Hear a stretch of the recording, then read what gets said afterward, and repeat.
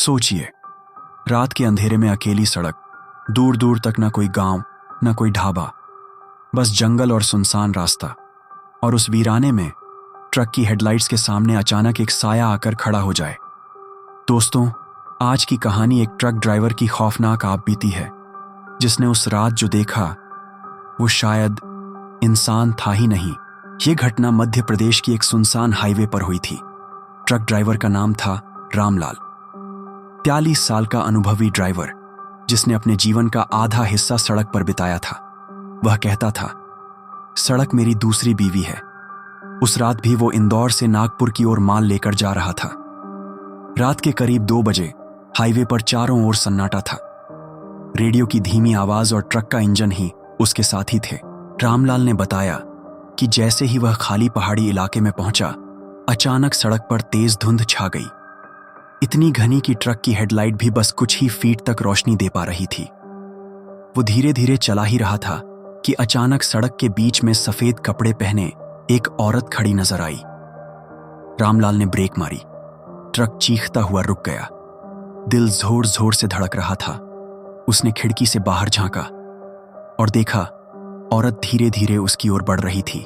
रामलाल ने हिम्मत करके आवाज दी, अरे बहन, इतनी रात में यहां अकेली क्या कर रही हो? कहीं जाना है क्या? वो औरत कुछ नहीं बोली, बस मुस्कुराती रही। उसकी मुस्कान ऐसी थी जैसे किसी की हड्डियां जमा दे। रामलाल को अजीब सा डर महसूस हुआ। उसने ट्रक गियर में डाला और धीरे से आगे बढ़ने लगा। मगर जैसे ही उसने शीशे में पीछे देखा, वही औरत ट्रक की बॉडी से चिपकी हुई चल रही थी।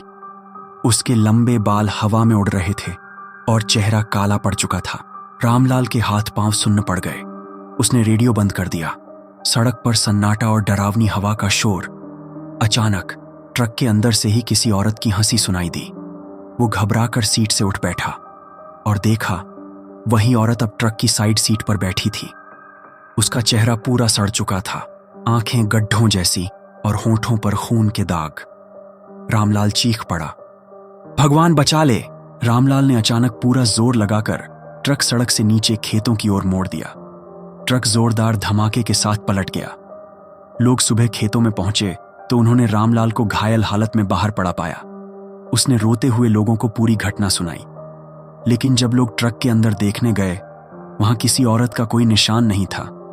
आज भी रामलाल ट्रक चलाता है, लेकिन जैसे ही रात गहरी होती है, वो कहता है, मैं अब कभी अकेले उस हाईवे पर नहीं जाता, क्योंकि वो औरत अब भी इंतजार कर रही है।